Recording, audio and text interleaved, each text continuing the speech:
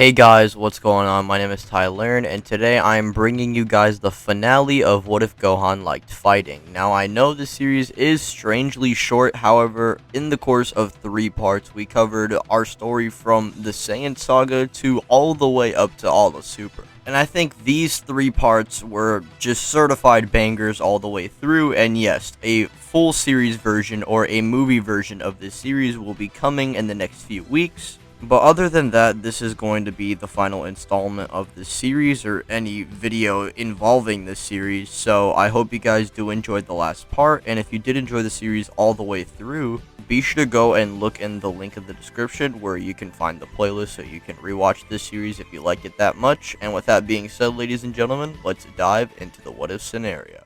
Hey, collecting rings like I'm Sonic. Bitches wanna party. My wrist getting heavy, so I got 'em on a diet, yeah. Flex like I'm Hogan. Yo, he's coming over. We respect. After this, we have 6 months apiece, which Gohan spends mainly training with his dad, and he would become significantly stronger thanks to the Z-Sword constantly amping him. When Beerus arrives, Shin and Kibito would try to warn Goku and Gohan, but Beerus already arrives to their house and would ask about the Super Saiyan God. Goku doesn't know what he's talking about, and neither does Gohan, but Goku tries to take on Beerus like in canon and ends up losing terribly. Gohan, seeing his father down, gets enraged and would quickly grab the Z-Sword to attempt avenging his father. Gohan would have been missing all of his slashes until he seemingly finds an opening, but that's when Beerus just catches the sword and snaps it in half. Shin and Kibito at that point are just freaking out, saying how he broke the Z-Sword, and Beerus just realizes and questions to them, did they say the Z-Sword? And that is when the Elder Kai is released, and he and Beerus fill in the voids about what had happened, and the Elder Kai is very terrified at this point. But after this, Beerus just simply goes about his business trying to find the Super Saiyan God, and this happens essentially the same as in canon, with Goku emerging in the Super Saiyan God state and fighting Beerus, and him and Vegeta would go on to train on Beerus' planet as well. Now, unlike in canon, Gohan isn't going to be slacking off here, and if anything, he would be training harder than ever. He got embarrassed by someone having this godly power, and what if they encounter an enemy that gives even Goku and Vegeta with their godly powers a hard time? He can't defend the planet, and he doesn't like that happening, since he wants to protect his family, and not to mention, he's got to try and find a way to overcome that wall that the gods have over the mortals. And this leads into him contacting Shin and Kibito after Battle of Gods, trying to find a way to attain a limit-breaking level. This is when the Elder Kai then buds in and would tell Gohan about his ritual, which he would be down to do on Gohan thanks to him not only technically helping him, freeing him from the Z-Sword, but also taking down the threats such as Majin Buu with the aids of the gods. And so Elder Kai would allow Gohan to discover his ultimate state, and whenever that ritual was complete, Gohan would reach a whole new realm of power. As this was happening, Frieza would have been revived by a squad led by a man who claimed to be Frieza's father and dropped ruling the rest of the universe to try and save his son, and finally, he's done it. When Frieza is revived, he and King Cold would train together, and they would both get transformations of their own this time. Gohan here would lead the Z-Fighters to the battle and face Frieza himself whenever he arrives on Earth, and Piccolo this time would defeat Tagoma and Shisami by himself with the Kaioken. Frieza and Gohan stare down at each other and don't waste any time and begin fighting. Frieza had been itching for revenge, however, to his surprise, Gohan had increased to a higher realm than even what Frieza could expect. In his ultimate state, I think especially by this point, he would be far above his TOP self, and this is fair since Gohan had gone through far more intense training here, and increased in power throughout his entire life rather than instead of taking breaks and from time to time doing training and getting insane results from this. Even in his golden form, Frieza couldn't contend with Gohan, and Frieza would slowly wear himself down to his base form. He would attempt to try and blow up the planet, but Gohan isn't going to get cocky here and isn't going to let Frieza try and do that. He would then fire a Kamehameha that would completely atomize the tyrant before he could even think to destroy the planet, and Frieza is dealt with. King Cold, seeing his son fall, would be enraged and would transform into his full power, which is essentially just the cooler 5th form. However, to Cold's surprise, Goku and Vegeta then arrive at that point, and Vegeta, seeing King Cold, would power up, saying to King Cold that his time has come. Gohan had already killed Frieza twice, who essentially was the responsibility of all of Vegeta's pain, and he believes the second best way of coping with this is by killing the man's father, and he, along with Goku and Gohan working together, put him down, and Vegeta gets the kill.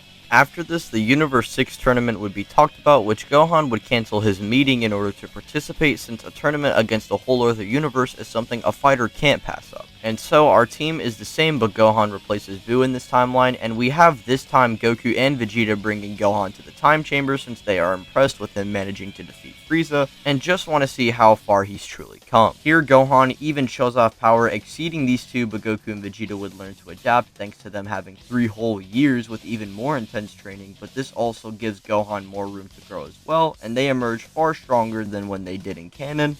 And yes, Gohan would have the funny haha beard. Now surprisingly, most of the Universe 6 arc happens the same since Goku went first, but whenever Vegeta loses to hit, Gohan then finally steps in and would tap into his mystic power to combat and even overpower it. This is because, like I said, this Gohan would be exceeding his TOP self, who was rivaling the blue Goku, who was actually pressing a much more stronger hit than the one from the Universe 6 tournament, which Goku actually managed to almost press and defeat him with the Kaioken times 10. So before he could try and adapt off of Gohan, Gohan defeats him with the Kamehameha wave, catching the dub for Universe 7, and Beerus would revive Champa's Earth. Now next is the Goku Black arc, or I guess we can call it in this timeline, Gohan Black arc. This arc actually falls a lot flatter on its face than you might expect. Because Zamasu doesn't have Goku's body, this means he doesn't have the body of a normal Saiyan who constantly adapts and gets Zenkais, meaning Black can't do his main shtick, which is adapting and getting stronger. And so when he arrives to the past initially, and Gohan sees Gohan Black and Trunks basically explains the whole context, he's not just going to be testing out Black's power. No, he's going to be trying to kill this guy because he literally just tried killing his friend's timeline. Or he did, and he tried killing Trunks. So here Gohan beats the bricks out of Black and would basically kill him before he could be warped back into his timeline. Now, seemingly they catch the dub, however, future Zamasu's still a problem. But worst case scenario is Trunks returns back to the past after trying to attempt to defeat future Zamasu, and they just learned the Mafuba technique, with Gohan ensuring for Trunks to get the pot. And so when Trunks originally throws the Mafuba technique, he doesn't forget the pot, and he actually successfully seals Zamasu. In conclusion, the Goku Black arc ends a lot shorter, but it does end on a much more positive note. As for the TOP, Buu is replaced by Piccolo, and he slaps Basil in the exhibition match, whereas Gohan actually wins his match, and Goku would also beat up Bergamo and Taiwa Topa. Our Universe 7 team is quite literally the exact same as in canon, because Gohan actually just doesn't change anything. The only difference is that when Frieza is revived, Gohan is a lot more hesitant or against the idea, and when Frieza interacts with Gohan, Gohan ensures to Frieza if he tries anything slick, Gohan will eliminate him. Now when the tourney begins, Gohan would hold down the circle for Universe 7 here far easier thanks to him being a lot stronger and has a stronger Piccolo to back him up.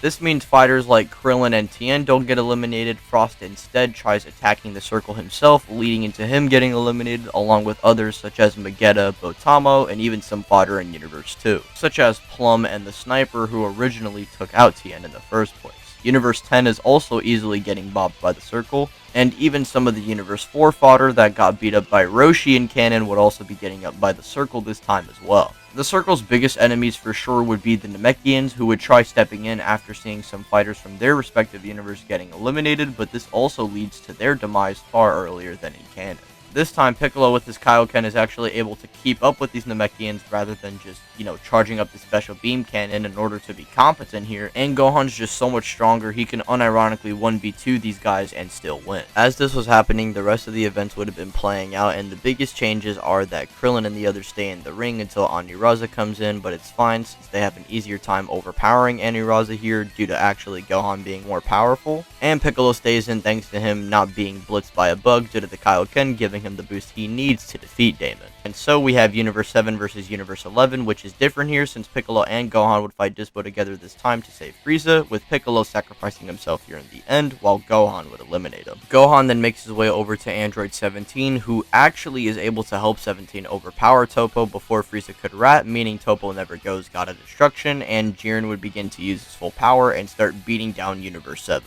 This time eliminating 17 on the spot while also eliminating Frieza. Goku, Gohan, and Vegeta are the only 3 left, and as Jiren fires a full-powered blast at them, Vegeta would sacrifice himself in order to negate escape the attack, saving the last members of Universe 7. Gohan, as this was happening, would have been told by Goku to run in order to try and stall time, which he does, but is hesitant since he doesn't want to leave his dad. Like in canon, Goku would then combat Jiren, awakening Omen, and then awakening the actual UI state, suffering the repercussions and seemingly being eliminated, but that's when Gohan saves his life, and Vegeta is also revealed to be alive. Gohan and Vegeta would be combating Jiren, and here they would be overpowering him even more than 17 and Frieza did together.